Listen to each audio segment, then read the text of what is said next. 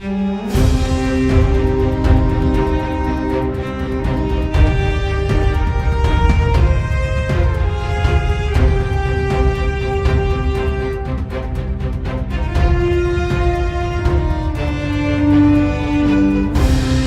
trong lúc sẽ hỏi thầu của tôi giải cầu theo mấy đọc liền có tầm một tờ trạng ra trầu ở cứ tin đại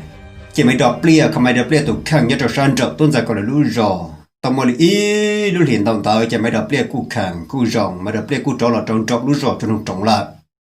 chỉ lúc sẽ hỏi thầu của mấy đọc liền cho các là nhớ trong trọ lũ rò cho nó trồng trọ nọ chỉ tôi giải cầu yêu sĩ sẽ hỏi thà trả lên tờ cầu chỉ nu là giờ in ra lên tờ sợ trong ba thứ chua trả nhưng mà mấy đập lia cho mấy đập lia là bỏ nè nó luôn chỉ nhất rồi thầu nọ tôn giả cổ hay cho tôn giả cổ nè thiết gì hay tiền nè thiết gì cho cô yêu bỏ nè tôn giả cổ nè thiết tôn giả cổ gì là cô rồng xe hàng lệ thiết nè thiết gì bây giờ bao hạt tiền tôn giả cổ tụ bỏ nè hòa tôn giả cổ yêu anh ta nằm mà yêu chỉ cho mấy đập lia xứ mà mấy đập lia tôn xài rồng cô hàng lệ chỉ nhất rồi chùa thầu nọ luôn tôn giả cổ là không ba tàu tiền kia xương ta uli cha nhớ trong mò của tôn giả cầu lợn ta toàn ba Lucia hạt tiền yếu tố một trong trâu thì sang lẩu tuổi chữ cá lu rò uli rò trong nông trồng yếu tố thọ mấy đập liu bao nhiêu non ta uli cha nhớ trong mò nọ tôn giả cầu một bờ tôn giả cầu là hoa cây mua rò xứ uli cha ô tôn giả cầu chỉ đến tàu kia thì thùng bao xuống ta hai đứa cha tôn giả cầu chỉ đến một giờ cho bao tỷ lu trông nè mà nhớ cho lúc trong nọ nè mà tôn giả cầu một bọ mua lệp lâu chỉ lăng tờ mà ô vậy cho năng phê ngon cầu xin tờ tôi năng hoa hậu cho u trầu nọ xin ba năng phê ở một lâu chỉ lăng nó nè mà nó to hậu nó chỉ liệp lông xí lù mà lấy những khối cho phùa nó to hậu thì lấy mới cho phùa như rồi từ chân đa chú lòng bò thay cho nên là ba khó mua được trâu mà đi ba to hậu liệp lông xí nòng ta chỉ nhớ lên chỉ bây giờ tôi sáng đầu giờ thầu lợ chỉ tuân giả có một trò tỏn đây chứ tuân giả cầu lô dẫn chỉ sẽ phun là trong trò tỷ lúc trong tỷ sẽ phun là trong giải trò tuân giả cầu hai tỷ mấy tu nó do hai tỷ có những bà xia những một yếu bỏ nè lợ nọ ta chỉ mà chỉ tao cho chạy yếu nữa mà nhớ rồi ta chỉ nọ ta tao sấy cho năng xếp hệ lì xia yếu xí ra tàu nhẹ tàu cu tôi năng trâu trâu nọ lên năng mà ta chỉ nó có yếu chỉ tao bỏ nè bây giờ có yếu bao nhiêu là chỉ có bao nhiêu là yếu to nè chỉ là yếu to ba nên phê nằm mà là yếu to cho nên mua số mua bể là yếu to cho nên mua nhiều mua tiền à chứ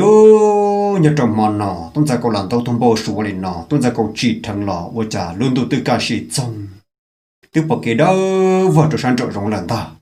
tôi sẽ có chỉ thằng lọ chế và trả tôi sẽ có là tàu tư này chế phụ chế tàu luôn nhớ trong lúc sẽ hợp同nó chế ô tôi sẽ có sa mù sa lọ我就是为了从老到同胞说证明不能得找东咋搞呢？我要的呀，我不只能他妈有时候能赔，好像要是找到你到孤多难的呀。哎呀，的东咋搞有半年，要走路是很多钱去，就能赔那有多大东咋搞半年，那么找，对能真能是我要年几点到底是了呢？就东咋搞啥啥，东咋搞就还找年贴子还的哦，年贴子，这种你叫人吃，估计到嘛。để cho nó sẽ trở maiอยู่lâu, ở trên nó có làm đó tụi cô nhớ chỉ rộng liền, cô sẽ phải là trong lọc theo cho cô hạt tiền cọ cô choอยู่nè chị, tới rồi chơi toàn chùa rồi luôn, chỉ nhớ trong lúc sẽ hợp同nó, tôi giả cổ chỉ cả xia đi luôn, hai lứa trong này thiết gì chị, tôi giả cổ sẽ hạt tiền, chị tôi giả cổ một tháng ra sẽ phải là trong trò nữa nè, tôi giả cổ chơi dạng chị, dạng gì một chỗ bơ, tỷ lúc bơ chữ một chỗ bơ tỷ sẽ phải là trong ta. Tôn giả cổ một trăm tuổi cho bao tỷ chế tôn giả cổจะmột hồ sẽ phải là trong lú sẽ phải là trong mà lý tại bộ hồ hà đề tuổi tỷ tu sa sa cần cổ lên đó nếu lúc đùa là một trong những ý sa sư phương nằm mà yên chẳng cái à nè dòng giờ sẽ khởi công na ra ra để chỉ mua chẳng thầu hàng lại thì sẽ phải là trong tập là hồ tuổi tôn giả cổ hà đề sẽ phải ở chỗ nằm mà cũng là ở thùng bao số lên đó thì sẽ phải là trong lú mà nếu khi cho tôn giả cổ hà đề cùng một nhau sau của lưu chế sau mò sòn trà mà cũngยังbao là nè mua lệp lâu chỉ lăng tờ mà lỡ to tỏi yêu sở tuần năng nọ nè mà có chỉ phát triển mà yêu bao nhiêu cho hai tiền mấy đọc liền lưu có tiền còn ô sen để tỏ ấy có gì mà tờ rét tờ rò mua tờ tràn ra bán năng phê nó trò tỏ can tờ cái mà là yêu mấy đọc liền mà thì chỉ mua đã chỉ trừ xị nữa mà chỉ tuân giả cầu lú giả hai đứa siêu phu là trong hạt tiêu ô giờ một tiền lý có hại chỉ cũng mà lấy mai cậu mới đọc lên cả xia rồi chỉ tuân giả cầu giờ tỷ trọ cá là trọ bó tỷ trọ trung trong tỷ nó nè siêu phu là trong giả hai đứa tuân giả cầu hại tiền cái chữ một tờ trà cái chữ một tổ tên năng phê trò tỏ ca có một bé chồng chi chồng ca mà yếu bỏ nè năng mong ta chỉ nói có nào không muốn năng cầu tờ lui xong đi nào sư có chỉ tờ rong yếu bỏ nè có chẳng lùa hàng thế chỉ ta lên là nhớ trâu lui sư ta chỉ nào kia có dân chùa trong hàng này có giờ tôi mua xuân tòng bể rồi chả có lúc công luôn bể một thông trộn địa tê mà cho nên nhẹ có cô nhẹ trong chọn chú có quân dung tàu cho xã tôi có bỏ chạy yếu công yếu bể là một trong bảo nào ấy dễ mừng chẳng phạm mà nhớ trên chùa lưu sư thằng nó chạy tuân giả cầu lú giờ đó là cho tôi tiền lú rồi trong tiền nó chạy tuân giả cầu mà là hai trăm mấy đọc bia hai tiền mấy đọc bia kia tôi xem này nó ta chỉ nó mà một sự chẳng lo hàng người lắm ta chỉ cũng chỉ bỏ thì đã chỉ yên nó tỏng tê là một trong những lý do sống tỏng tê nó chỉ nhớ là một giờ giờ lên tờ lý cho là câu xem này nó tàu cá khó tắm bằng nó giờ lại cũng mà lý do có ô nhớ cho thằng nào mày đọc lấy những chỉ sẽ hàng lý thiên mày đọc lấy sao tiền chế tung ra có chỉ sai yêu nó ta sẽ tung ra có những cho lụt luôn lụt tê hạt tiền yêu à sư chế thầu nó luôn tung ra cầu ra mày đọc lấy tờ chẳng cho ở thuộc cái tiền để rộng xia lại chế ở thuộc cái tiền tờ cái giờ cho cá một cho hà rong hà chua một nhon nó chỉ mang tiền đồng lại sư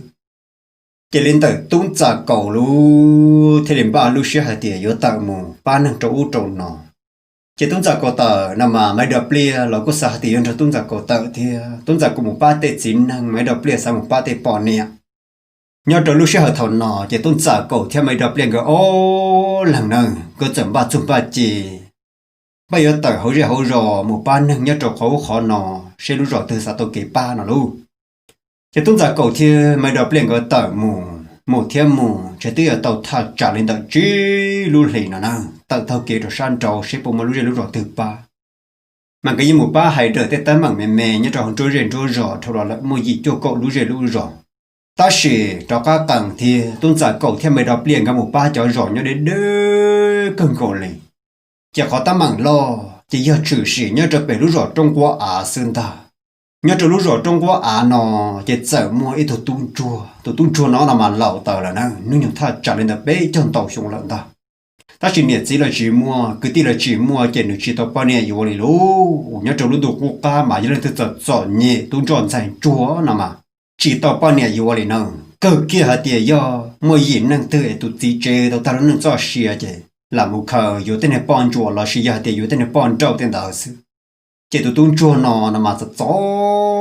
nhẹ cơn cổ lên ta u lệ u tê là ní u chỉ tông tổ u đã chỉ là ní u chỉ tông tổ này luôn chỉ lên ta tụi tung chua nó lần nhẹ lần gì tua nó mà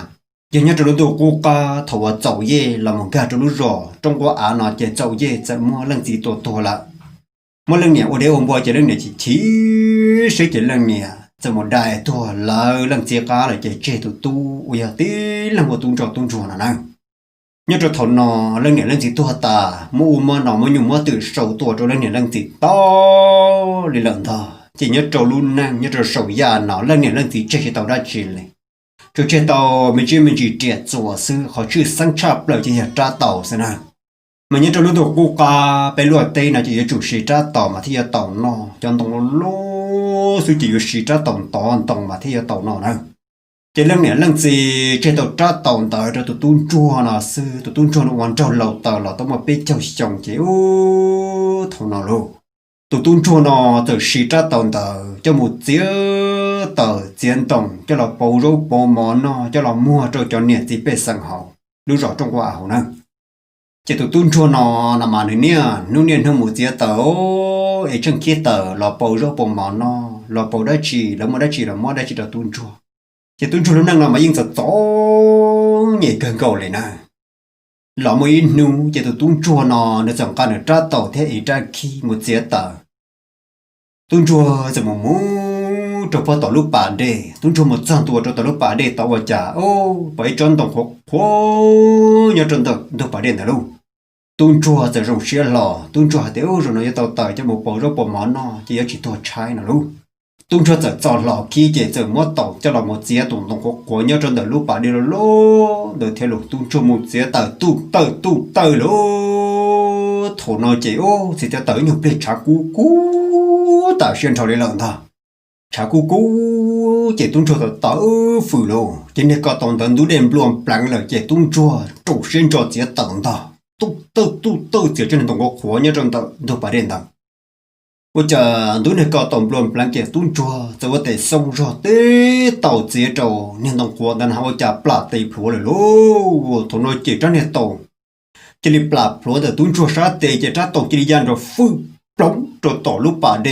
哦，同那节这里动按着不拉着把的好了节动作喽，这里不了两干么着到路把的了我家，不拉么着包好嘛到里到不好了是喽。chúng một sẽ chỉ đúng chưa trong bộ hồ là sinh ta rồi nó tung chua trâu to hậu ô bây giờ nên tao lọ chỉ tàu ra tàu lọ lại chỉ ô tung chua luôn giờ nó rồi cho sáng trộn tung nào qua lọ sáng luôn qua ý nung cổ tung chua một giờ cho lúc bà đây nọ thằng lúc nung là quá tợ sầu sư tung chua qua ý nuôi chỉ liền tụ tới giờ lọ trổ nó cần trong bao tiền bóng tụ lại chỉ nhớ cho thằng nào lu tôi cho cô ít nung lên tàu và trả lu sợ thầu vẫn nuôi yo lô bông nào đâu nuôi yo lô bao nhiêu tiền bông đu bông trong tiền ta và trả tôi cho sẽ cho họ bà đây và trả bỏ lu bà đây chỉ để dần rồi hòm bục bục của tôi ta nào luôn lu sợ hở thầu nào tôi cho sẽ cho và trả chỉ để tàu đầu tư tôi mà hơi chịu được bổ lòng luôn tí tôi mà lầu đi lầu là chỉ có nhiều chi hồ tí tu phượt sự mà đợi bầu bao hồ mà đợi bầu sự nào lu sợ nó chỉ tung chua mà nhưng trái cứng cụ lý thế ta xem mà ô giờ nhảy thông là chỉ ya thì tuần đó là nói rồi sẽ to là chỉ tung chua nhau tư duy chữ thằng qua chuyên gia li thằng nó chỉ tôi giờ của phượt sự đợi bầu đó đâu bao đợi bầu đó được trừng chia là tôi tin tung nàng ta lọ trong tôi tin tung nó chỉ giờ lọ nổ tung chua thì ô giờ mà đã chỉ chửi đã chỉ trâu coi cái yếu tố quan đời của và của chế nó ít nè mong của chỉ tao đang tu kia lệ tung chua lu giờ hay trâu tôi giờ ra lòng nó thì ô tí giờ thì của giờ nhỉ của tôi chế tờ một bốn nó bỏ hậu sư ấy của trả tàu của tôi chế tờ chế chắc cu phun luôn lùa chế trả tàu giờ plạt lùa bông drop plong trong lúc bà đen nữa là mà cú ploi gì cho cổ rồi là cú ploi chỉ tiếc khá thô ba ta là chế rồi nó cú sợ yêu qua trả lại luôn cú trả tàu bông lại chế chế cú yêu cơ tôi trai luôn chỉ nâng nó cú luôn nâng cú cho chỉ trả tàu nó chỉ tàu bố nó bố hậu xưa ta chỉ nó chúng mà tàu lại chế chế cú yêu cơ tôi lúc sợ tàu nó chế ô giữ ra lâu nó luôn giờ hay trâu tung chùa thì ô trái này tàu xưa trả cái này qua hàng bà đi cò sao quá chia cũng mà đi một món là trâu cò số chỉ nhớ trâu dù lúc sợ tàu nó này nhiều ra lâu giờ plong tại chỗ lúc bà để hồ rồi lô tung cho nằm ở trong quá trình chia liên ta nhiều ra lâu plong tại chỗ bà để thà trả lên đó ô nào thiên tòng ta nhiều ra lâu tự plong cho ăn lò sai tròn tới nhiều ra lâu sao tới nà ô li cha nhiều ra lâu mà tổ tí trả tổng mà đạt thủ rồi lô nhiều tí trả tổng cuốn ta nhiều ra lâu lọ trong đó tiền thu nó chỉ ra lâu cho hai trâu tung chua hả tiệt có trả tàu bây giờ trả từ nó mà tung chua sai rồi tung chua thì ô tránh được coi chỉ do cụ trách tàu mà tránh này sẽ xây sửa chỉ dùng đi co trách co mà tránh này tàu đạt chuỗi cụ trách chỉ dùng đi co cụ trách mà đu từ này đã đỡ sư ô thầu nọ chỉ tung chua chỉ lằng vậy ra lo thì ô chỉ ra lo chỉ có mà trách ông mua đùa hiểu ra lo thì trách cá plok kia rồi thì ô cho plok cho hồ lô tí nhiều lên rồi on nạp thì hiểu ra lo trách cá tập được lòn ta tung chua sẽ lên được sa tệ hiểu ra lo trả lo tí trả tàu mà được bao chỉ họ xử lúa thì nụ kia mà với tôi mấy đứa tôi một chỗ không mà chim plò sơn ta tôi cho say rồi ô giờ thì trả tổng nhẹ luôn giờ ra lâu hai chỗ tôi cho hai tiền có trả tàu vào bông chỗ lớp bảy đây bây giờ trả nó mà tôi cho hai tiền chỉ ya cụ trả tàu mà chỉ dùng lý co cụ trả tàu mà trả này sẽ xe sư trả này có trả này tàu nhẹ à lúc xưa nói chỉ ra lâu luôn giờ cả plò kia một rồi thì pe giờ ra lâu plò kia on nào thì tập plò trả cả lòn ta trận cầu tàu tuôn cho trả tàu là nào luôn gọi là chụp lời sống lại đen nó giờ ra là tôi chỉ tàu nông tuôn cho say ra ôi tuôn cho trả tàu là tuôn cho sự tơi tệ kia thiệt hại cái chân hại trả được con ta đâu của trả na trả được con ta của trả tàu chỉ trả này sẽ xé được con ta nhớ trò lúc sẽ hợp thằng nó chỉ giờ ra lâu luôn plon tại trò cá hậu chỉ tuôn cho xa tiền chỉ giờ ra lâu yang cảm một lần ôi cha giờ ra lâu trò cá tàu lời lo chỉ ôi cha bố tí chua tàu luôn bê trả tổng ta ít cha nó mà giờ tuân chuột cha ít cha chỉ là cha tổ nhia ít cha chỉ là cha tổ cú thà lô mỗi đầu tuân chuột thằng nói chỉ tuân chuột dành cổ tuân chuột thì ô trò nữa của cha chỉ là cha nọ chỉ giờ ra lầu lô tôi giờ lầu hút được bấu lầu được bằng thằng ta hay rồi tuân chuột hả tiệt ô cái giờ tuân hàng rong hàng giờ lên tới ở cha nào là giờ có cha tí xìa cái chân gà mù của mất trâu co tuân chuột chỉ cãi vào lên ta tuân chuột hả tiệt ô chú vào đi trả luôn chú tôi cũng trăn nọ của tôi sẽ tới cho một bảo nọ bảo hậu sẽ chỉ rong cú xia hàng lỡ nhớ trở thằng nọ giờ ra lầu lú giờ hay trâu tung chua thì lý do là cũng mất rồi có chỉ nhớ tao nữa là năng ở trong nó mà mua cái hàng liền ta trả tàu nhiên đời nọ mà mua bằng sự hụt tàu so nữa trả tàu cũ nọ có sĩ chiến đồng chỉ có chỉ ta sĩ rõ liền nữa có ý nhau thằng sĩ chiến đồng nhiên lão của yêu già là chỉ tung chua lú giờ của trâu rồi giờ ra lầu thì giờ lên tới chỉ của trâu nữa giờ thì có bỏ thì cú tụi chỉ nhau yếu tàu nữa chứ cô thâu có trong thằng đó nữa mà tung chùa giờ chạy tàu bê trả tàu ít trả tàu nhẹ ít trả tàu cũ thì tung chùa trả tàu và nè chỉ khởi chơi ra tung chùa luôn nhất là thầu nọ tung chùa chỉ để chỉ ấy tàu tung chùa cho là cho bao tàu chỉ nói chỉ trong cả trả tàu nhẹ thì trả tàu cũ cho là chạy cho bê hộp la sinh ta tung chùa cho là chạy với tôi mày khôn cho bê nữa chịu nhớ chỗ lúc sau thầu của tung chùa nó cũng có trả tàu nhẹ tàu cũ chạy ô tô mày khôn cho bê hộp la bê sinh ta bê phong trào bê sự chỉ tung chùa giờ mới tụ phong dư nó mà trở tung chùa ít phẩu nè luôn bề hồ dây ta sẽ thấy bao nhiêu lo lời chỉ là chẳng mất tỷ luôn bề hồ giờ tông dây nè chỉ tung chùa tụ phong dư tông dây nó giờ tôi xì chùa rồi được tung chùa nó ta luôn tụ ta tao yêu trâu linh nhỏ xưa chẳng bỏ kể thiê mà tông dây chẳng chả khá tôi trong được tung chùa lúc trẻ ô cọp được cho hậu trẻ chỉ mà tông dây say rồi cho bể của tung chùa lúc phong trả bể lô và trả bộ ô trả tông mà chỉ hoa bể sinh ta ít trả mà chỉ trả được bao sự lù là một chỗ ít trả mà chỉ đặt chủ sinh ta chỉ hoa sự lô thằng nói chỉ mà tông rễ dẫn nó tung chùa thì ô bằng chùa bây giờ các tàu trả tàu dùng câu tám bộ lên tàu nào bây giờ trả tàu đã chiều chạy dùng câu chỉ trả bộ lên tàu chỉ tung chùa lô rồi chùa thì chỉ bao hạt thì vừa rồi chỉ bao hạt thì vừa mò còn được chỉ có dùng cái là xóa bỏ tuân chùa giờ khi trong vật tung dây hai tiền ô tí giờ tiền lúc nào cũng một chiếc tờ cho bó tờ lúc này phải đi lo tận thu rõ tờ tiền cũng một chiếc tờ chè tờ phừ nên có tầm luôn plua chỉ cũng chiếc tờ tiền tông chè pla tây cũng trong này tàu yan đó plong cho bà đi chỉ cũng chỉ rầu tận thu bà đi qua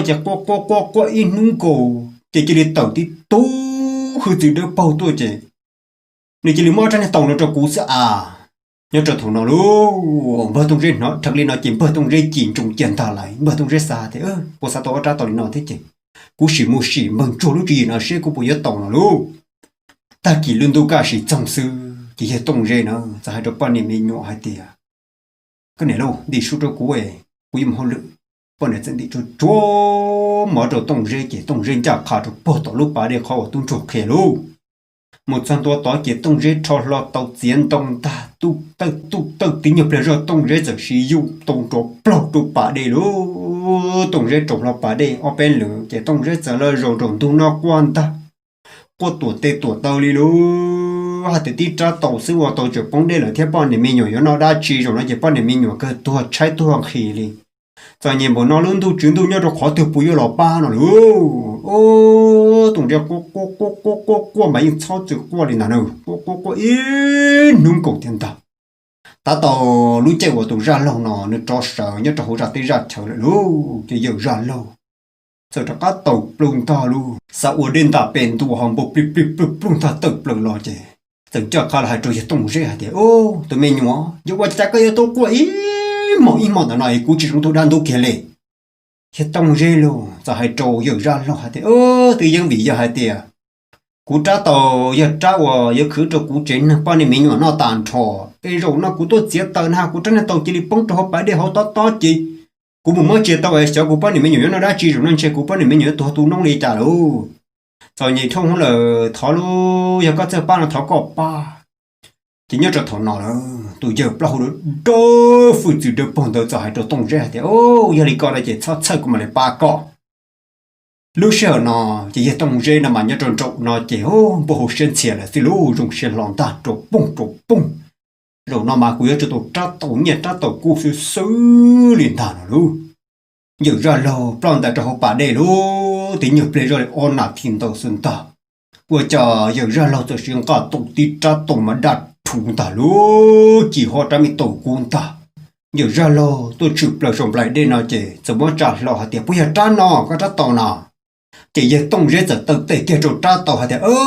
giờ trả được con ta lâu của trả tàu nào của trả tàu chỉ đặt thu đi con ta tiền nhớ cho thầu nói chị giờ ra lâu luôn cho hai trâu tung rễ hạt tiền ủa chả có lúc xe ở chỉnh cha có lúc lại ở chỉnh chàng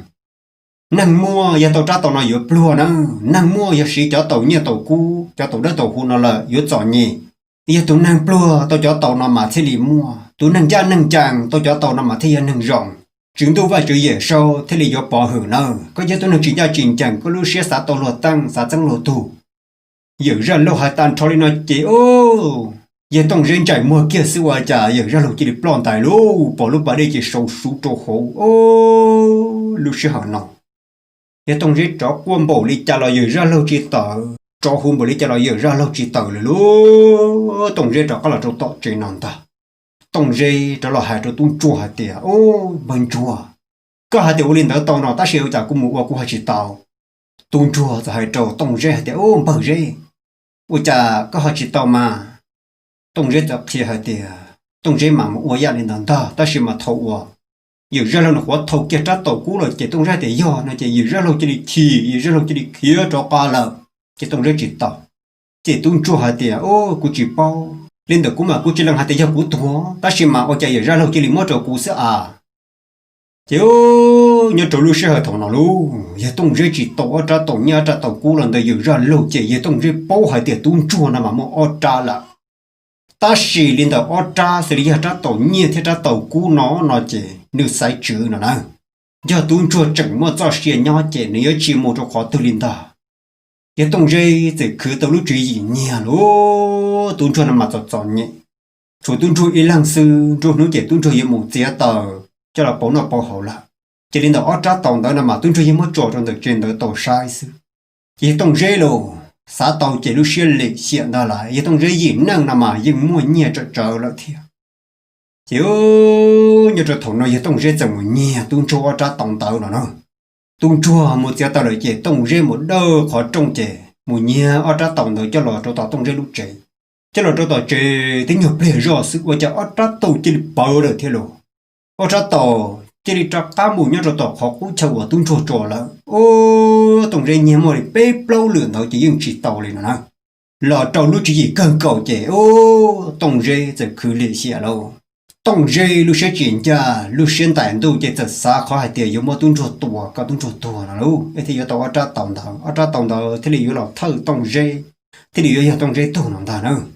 chỉ nhớ trò dù lúc sẽ hợp thầu nọ chỉ mới tông dây giờ dùng tuần chuột hay tiền bên chuột nó chỉ một tuần là tuần nào chuột bó chuột bể mà nhớ trò tao lúc rồi trong quá à nó là mà mới pha bó chuột sợ bó à tù tràng rồi bó hộ là nó nữa như lúc trong nó mà nữ tù y pha bao chuột này nó trở hậu lại sau nó mà giờ á sự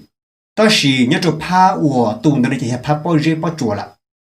chỉ tông dê luôn bây giờ tung chuột hay thì có tung chuột theo tông dê cả một tuần nồng cho bao bể nòng ta tung chuột là cũng chỉ trả xa hay thì tông dê luôn sẽ giờ phê cho con đầu tiên nữa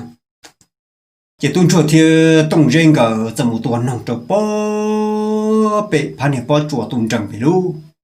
tông rê hay cho tuôn chua hay để cả tuôn chua mà nhớ tròn trả phan này bắt chuột tuôn trăng trả mà nhớ tròn trả và phan này bắt chuột tuôn trăng trả là mà đừng môi cho nên chỉ vào khẩu mè đâu chờ tròn trả chỉ hay để muốn nhớ tròn được phan này đỡ tua là mà rê xứ ta sẽ bảo cho nào cho nó bông gì bông to cho bộ hậu nữa tua tải nhiều chỉ mà nên một khờ tụi tôi nhớ mà tao tuôn tàu xứ chỉ tuôn chua luôn cho đi tông rê hay cho muốn nhớ tròn để sang này bắt chuột tao tông rễ theo tung chuồng cờ một nhóm ở kia trong đấy chạy tông rễ giải cho tung chua hạt tiền có nhân đợt nọ có một chút bể to nổi sẽ bỏ cho nó nhớ sầu to rau của tổ cho sầu chỉ tung chua rồi rau ti po xả nông ta ra trâu sầu lu tông rễ chạy rau bể chua là bể nọ tông rễ chạy rau rồng sẽ hở lại lâu tông rễ giờ chỉ đi thiệp bắp plug bể nó một lâu tờ trâu tung chua chỉ ô tung chua chỉ đi phòn tay bông trâu bỏ cá chua là lâu tung chùa bông trâu nó cá chùa nó chỉ nó cá chùa nó mà to hơn liền nè tung chùa giờ chỉ đi tua lại lo cho thầu nó chỉ tông rê luôn chỉ đi trọ cá là trong trà chỉ nó chỉ ô tung chùa tua lại chỉ ở trá tàu nó chú một chữ lại chỉ tông rê từ chỉ lòng cả tung chùa ở trá tàu nó mà tông rê tiền tua lại xí lú ở trá tàu nó mà giờ ra rồi những tàu hay là hạt tiền tung năng phê sĩ chỉ nhiều trò nhẹ pro cô một ít xịn đó tôiนึกเชื่อจริงจับเลยจริงจังจะในรู้นั่งยืนชัวยืนป้องยืนเปียหมูยืนตู้ซ่าเนี่ยนั่งเนี่ยห่อซึ่งเราจะโอ้ตรงใจซาตัวชัวเลยจะตรงใจจีเลยจะเราว่าตรงใจตัวนะตรงใจมอตรงชัวตัวตาจุบเล่นถือเป้าเลยเนี่ยจะรู้rõ trong quá à nó sau đóจะđi chơi chân chơiต่อตรงชัวlà chúng mà cứ chỉ mò tê chỉ mò nẹt chỉ mò chỉ là thếเลยchỉ là thế ô lo lại chỉ cá lìa chỉ đi trụ xí na cho lúc sau nó lò là theo chỉ từ tàu thợ trả lên tàu bê là một trò plau luôn liền đó chỉ ở ra tàu ở nhà tàu nhẹ theo tàu cũ nằm mà nhon tròn chạy tông rê nữa là cho lúc sau thầu nọ chỉ ô lên tàu tông rê thì con tê lòng ở tông rê trả được bê tê là ở trả chỉ là pi tua liền luôn tí lúc trong tí để ăn ta lâu liền nhá sát tàu tông rê liền nhá sát tàu nọ mới tí thuộc bài kỹ chia sư tua chín cô lên tông rê liền lọ tem rê chỉ tua to liền đó tông rê tên như tê tử là vợ trả chỉ lịch tổ vợ ba vợ lô lư cả thứ chi chỗ trộn nọ mù sa tủ tư là theo tông rê tủ mù sa tủ tư là tông rê tủ là một chỗ tại cái tên bùa nhá trâu vào hậu chế là bố kia bao cử trống nào cái alupe lúc bao cử sẽ chỉ đây đã cái chỉ lên đi plei tua tả này thì luôn chỉ tông rê ra cái lì xèo rồi tông rê luôn nâng giỏi nhẹ luôn liệt tế là chỉ trong mỗi chỉ mua nó nhiều từ là chỉ mua là ta tua tả đi lượng đó là trò lưu sơ thằng nó chỉ ô lên là tông rê luôn bác con này mình nhỏ mà giật gió nhảy cân cầu liền lắm lấy chỉ sáng muốn nó qua hậu lì cho khoa thì lấy mũ nó qua hậu cho khó tư lấy mũ chơi có đó chỉ là riêng chỉ tua liền lắm nè lấy mũ yêu cái yêu ở là cái ở nhưng tua ta liền ta rơi ra liền mà nhỏ dạp đi pleu cho út trùng nó tông rê cho chỉ lo chỉ yêu sơn ta tua ta li lờ chỉ tông rê luôn năng bóng lọt trâu cho cái giỏ nhẹ cơn cổ lì lô nhớ trâu lúc sơn cho thằng nó chỉ thầu cho cái bà biết là trâu tông rê tha trả lên đó ô lúc lì trâu lòng đời mà tông rê giỏ nhẹ hàng là nhớ trâu lúc sơn cho thằng nó chỉ ô giờ mà tha trả lên đó plau là một trâu chỉ lăng tàu nào nữa lên được chỉ thằng nó mà chỉ bỏ hạt là một cỡ chỉ khó từ lò chỉ bỏ hạt là một cỡ chỉ khó từ lò lên đó ba nó mà như thế ba nâng phê ba nâng tu sa sơn ta ba nó chè nó hay để lúc rê lúc rồi nó mua nhia nó mà ba nó dùng ba một trăm nền chỉ bé sang điện tu sư mà nhớ trở lại ba nó mà lấy ua tu sa ba sa sủa tây rồi rụt tua là mà lấy những bao cho cái là cái lụa cái món đó mua sò là mà ba tu sa nó hay để cho rộng mong nó lúc rồi từ mua nhia nó chỉ lấy yếu tua cho mong tờ lấy cha nhung cha từ chân bo để giờ mua tiền tàu tê sọ cho bụng mua cho lọ bá sủa cho khỏi lấy chạy thòng nó mà tê sủa lấy giờ xí nhia là cho bây giờ mong như cho mắm bá nấu chỉ bao xí nhia sư cái bán nâng phê nó luôn để giờ tôi cả tàu trâu luôn rồi trong quá à nói thì ô để giờ tôi bao tông rên ta để tôi sọ tông rên chế mà nhớ cho thầu thâu nó chế tông rên của chỉ bao hai để bán nó mà dân nâng tu sa nâng phê nó nè ta sẽ lấy tôi bự cho họ tông rên chế ô lỡ bỏ hai để tông rên cho nhảy cơn cổ lên ta chỉ lên từ tông rê nó mà tông rê họ mua ở tra tàu uya tàu nhiệt tàu cũ tông rê nó mấy mua khứ rồi rong tiền nó nè ta chỉ mà ở chỗ ra tàu nhiệt tàu cũ nữa giờ khứ một đi cho là yên bỏ chắp được lỡ cho sang trục nó luôn chỉ nhớ rồi chùa lúc xưa thầu nó nè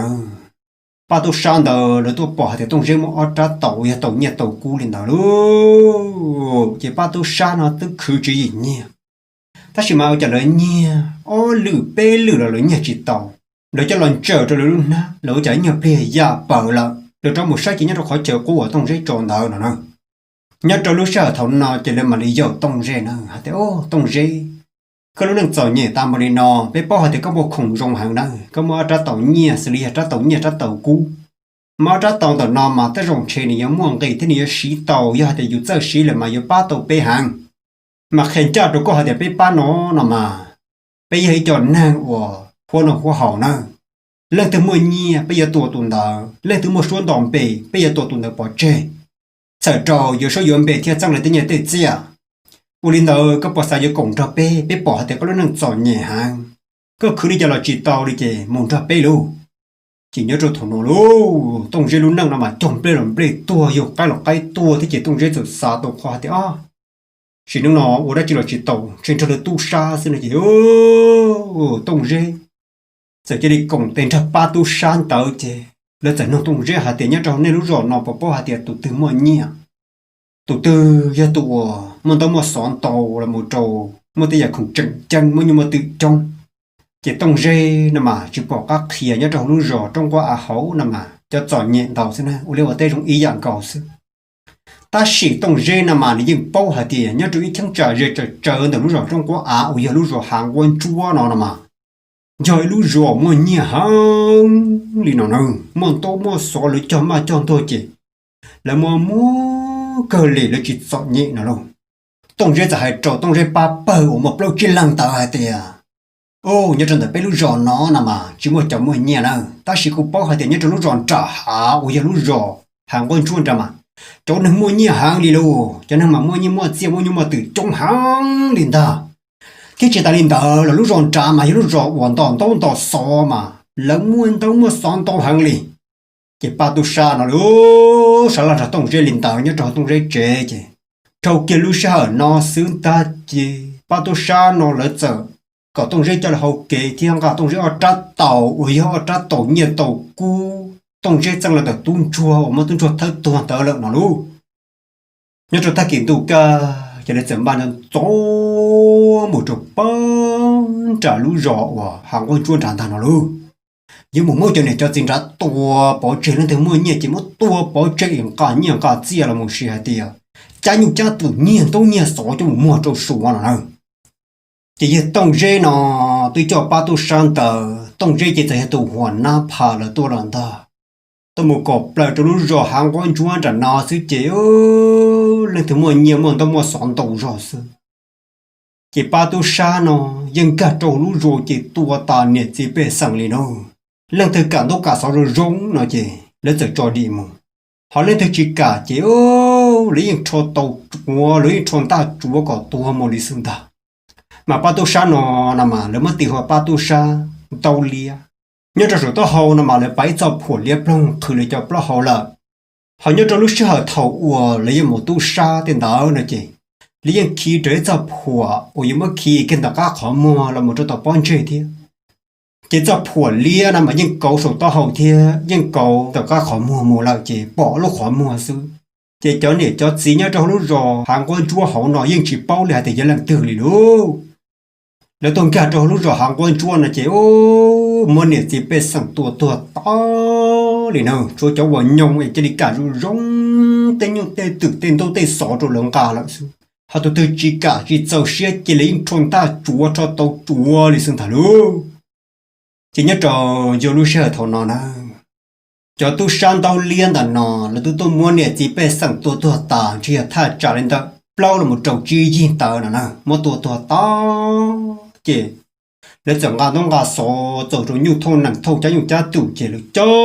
chị to chủ buộc bể số tê lợn nào luôn cho một mùa chủ xuống ta nào luôn nhớ chủ lúc sửa thằng nào luôn sáng lo là những chỉ bỏ các vợ cha sáng lo là những cởi nhỏng sư say chùa chỉ to tụ khăn được chị cha có say chùa này chỉ bể sáng đi lợn ta chị sáng lo bỏ to thì cho tu sáng to liên nó là mà họ kể một lời chị nhớ cho thằng nào luôn sáng lo những bao hạt tiền mới tu ôi nhớ cho bận trả lúc rồi cho nó trồng hoa tu giả cầu nè mà một bằng sự thia nhà ở ba tàu là sự đó cái sáng lâu giờ sau tới luôn sao tôi một trâu tụt chỉ sáng lâu nhớ trâu bón trả lúc rồi rộng quan là khi trâu tụt chỉ sáng lâu nhớ trâu lúc rồi rộng quan là hay tiề có ba xa số một trâu tụt chỉ sáng lâu tuổi trừ cái nhớ trâu lúc rồi cho nó trồng có trâu tôi giả cổ tôi một ba lứa sự đó luôn mỗi ba tu sa mà ba tu sa nè mà nó cứ phổ lia cho số to hậu thia lại vào phổ lia bỏ luôn chơi mùa là chợ lúc khó mua xem nữa ba tô san mà ya ba tô san tàu lia mà lấy tôi tăng nhiệt chỉ bé sẵn thiệt tôi mà tăng đi xỉa hàng đi luôn mua ta nhiệt chỉ bé sẵn tua bỏ chơi liên to lần thứ cả nhu cả từ cả đâu cả sáu giờ rong trôi chế sẵn chế lý lần thứ chỉ cả chỉ tua bỏ chơi liên cho hai bỏ nhiệt chỉ năng mi tôi mẹ nhỏ tua nông sao lời lò lịch sử e ba sa cha số nó có một sao trôi chỉ sẵn là tuổi chưa cả phân trả lúc rồi cho nó trồng sẽ bố mẹ lên thì cho ba một cho tôi sang được luôn cho tôi sang được mà hàng người đi xếp thì xếp tận tu tiệt đi luôn cho nên chỉ biết rằng nhớ trong lúc rồi hàng con chúa chỉ kế cho nhẹ ta vì ba tô sang tới mà ta chỉ nó ba tô sang tới mà hậu kế giống một chỗ bó bể sát cổ tê giống một chỗ súa tê là dùng cả tên tôi tê so dùng chân cha tự cho một mua chỗ súa nó luôn thằng nó chỉ ô sang lò qua là giống mất xả kia tôi trổ thì sang lò nhớ chỗ buồn trả lúc rồi trong trong bây giờ thì sang lò tôi chưa ca nó ta chỉ sang lò tôi chưa ca tại kia tôi cha so nó ô tôi giờ cụ thêm mấy đầu tiền và tôi tự tôi mà thà trả lên tờ chỉ trâu liền nó là ý tôi chỉ bao là để tôi trả cổ thêm mấy đầu tiền cái như rồi thà trả chẳng trả từ lợi dụng của trả nó luôn nhớ rồi thằng nó thì sang lò nhớ rồi lúc rồi trong trong nó giờ hồ tàn nhẹ chỉ bé sang khoa hư số đời hạt tiền nếu sẽ được chẳng pha đâu ta sẽ nằm mà chửi xì mấy ba tu sa nằm mà hùa ba tu sa tàu lia mà mấy tôn giả cổ thêm mấy đầu tiền cái chỉ nhỏ là mà bé sẽ được chúng tao chẳng pha ta xuyên thò đâu ba tu sa nó tao tua lên thế là chỉ tua chỉ chua liền ta tua bỏ chết tua ta nè ta chỉ ta tút ta kỹ liền mà sẽ được chẳng pha xong mỗi lần cho tao tê sao là mỗi là ô lụa trâu trâu nó lại nữa ta chỉ nằm mà chỉ dùng mù lại em bây giờ chúng tôi chẳng pha tao ca khó tắm mừng để nó chia cho bây giờ mua ra chỉ cho khó kế đi là bên mà đi mù nữa chỉ cho nhiệt cho xí nhiệt chỉ bé sẵn nhất trong lúc rồi trong là một trong lúc rồi trong qua là tên tàu chỉ trời hận đi đâu lời chỉ dân chỉ bỏ cái yếu tàu trâu san trâu liên ta tàu trâu san trâu chỉ chúa cho tôi san đâu liên để mà son chạy lờ luôn nhớ cho thầu nó chỉ là sợ đờ nhớ cho đi cho rõ ở dân bao lỡ rồi chỉ là sợ đờ dân nhớ cho hậu chế xem nào họ nhớ cho đi chơi cho rồi chỉ tao bao nằm mà lấy cú chân tao một chỗ rồi nó tạt ra chứ ô ba tu sa nó mà dân tôi cho nên mua nhiều mua chia là lợn tàu lăng đó tôi cho nên mua số mua bè là lợn tàu tù chỉ sang lò tuổi trừ ca chỉ có hai tiền yêu hù này trả thế liệu hù tàu tôn giả cổ thiên mây đỏ biển cả chỉ có hai tiền cái một nhát rồi thay trả chẳng trả từ lợn đó lúc sẽ hỏi từ thầu là tàu thay trả để ít lúc liền đó lợn nào ba tu sa nó là tôi muốn mua khổng trâu lò ba số ta mà ba tu sa nó mà ít lì từ nào mà là muốn nhẹ ít rau xứ là một tuần năng chỉ tôi cho trống thì lấy nhẹ khổng tồn to chứ này lấy sự sợ ít lúc lì nào mà lấy mà lấy uống ít rau xứ chỉ nhớ trò lưu sợ thằng nó lu tuấn giờ cổ thì mày đập liền cờ cho một ba cho nên chỉ bé sẵn nhớ trò tọt tê là tao đi lúc thì tao cá thổ thì sang lâu tuổi trừ cá giải tao chát xóa dầu chia xé dòng trái tại nó lại chứ tuần giờ còn thêm mấy đợt liền cơ mà đi trọ cá là trong đời lúc rồi cho nó trồng nữa người trọ là chọn tuổi trong lúc rồi cho nó trồng chỉ sang lâu tuổi trừ cá luôn mà trồng khi trọ tuần giờ còn cái hạt thì ô nhớ trọ lúc thì trọ lòn đời cô tao giấy chát xóa mà mua đi nó một trọ đi nó đó bắt tôi sáng nào mà mua hộp ký một trọ sáng cọc tê là mà chỉ bỏ hạt tiền sợi yêu một lý trả trong rồi tuần gì nữa nhớ trong rồi hàng quan chúa chứ ta chỉ nó khó lá ta đi là ba tôi sang để chỉ mua nhung mua từ mua tên nhân tông man tông thôi sâu đủ lú mù mù đi được nó mà nó mua kề một chỗ sát có tê là tuần giả cổ nó thằng này nó sẽ chế ô giờ lỡ luôn giờ kia khó và sẽ phải là trong tổ biết khi rồi tuần giả cổ hạt tiền lúc này tòn để sẽ sai nó yêu chữ sĩ rồi chỉ mỗi trang dạng có lý sẽ phải là trong tàu hải lợi chế ô nhớ trâu chủ lưu sẽ hợp thằng nó luôn tôn giả cổจะ làm ba rõ ràng chế ô chú kể chủ chỉ khởi công cho tôn giả cổ tràn to tôn giả cổ chuẩn ba hạt tiền tàu cho các môn chia ba tu san tầng ta nó luôn ui học ba tu sa tổng phụ liền nữa chỉ tôn giả cổ ba tàu là lò mấy đợt bia nhưng ba tàu thì tôn giả cổ thiêu mấy đợt lên có sợ một trận ba tu san tầng một trận sa bao biệt cổ tê lợn ta tôn giả cổ thêm mấy đợt lên có thật to cho ca cho lự của ba tu san tầng cha nhục cha tự cho trống của ba uống bòn nữa không người ta một trăm tuổi rồi bao bể chia tê chỉ ba tu san tầng整个trâu sa sủa tê lại chỉ tôn giả cổ người luôn chỉ bao hạt tiền cho ba tu san tầng có một chỗ cho kế tư nhớ trâu đã sủa mà lo hăng đi lợi chỉ tôn giả cổ thêm mấy đợt lên có cho các là trâu bao trả lũ rồi trong trong đạn nó tao chỉ tao ca lại chỉ chờ cho ca lò mà nhớ trâu lũ sợ và ít lúc hiện tao này chỉ ba tôi sang đó lại tôi sai rồi hiện tại lại cho một mua ta chỉ lấy nhớ cho một cho nhớ và nhớ chơi có một coi riêng có một cú rồi lại chỉ tôi giờ có thêm mấy đợt lên có thể tao chỉ tao ca liền nó nhớ trâu lũ sợ hình chùa thầu nó chỉ lên tao và tôi giờ tông rê nhớ trâu lũ rồi trong quá nó cho nên chỉ bé sẵn nhớ trâu lũ rồi trong quá nó sai tông rê mà nhưng thật sự là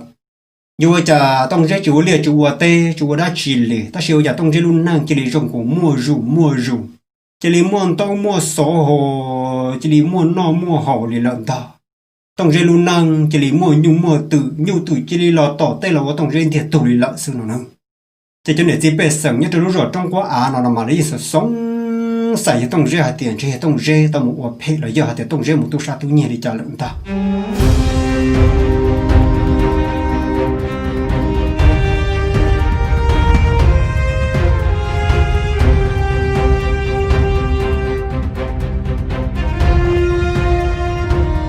giờ đi trồng nè cho gì trồng cứ cho ti trồng câu cho mùa cho phong cho dư tuôn ra cầu tu cầu già cũng mất thả cho là cho khó nó cho nhớ trò lửa lúa chạy lúa nhong phải mà là thả cho khó chọn gì một trâu tu cầu gì thâu quả tuôn ra cầu theo mấy đọc liền gờ như một tầng tràn cho trâu ba tu sa phụ liên là nó năng lo sử dụng thì như một tầng tràn cho trâu ở tra tàu xử lý tra tàu nhẹ thì tra tàu cu ôi giờ tung rễ tàu một nhẹ là tuôn chua là năng em bên mà lấy sinh chi nhớ trò lửa lúa chạy lúa nhong sinh chi đùa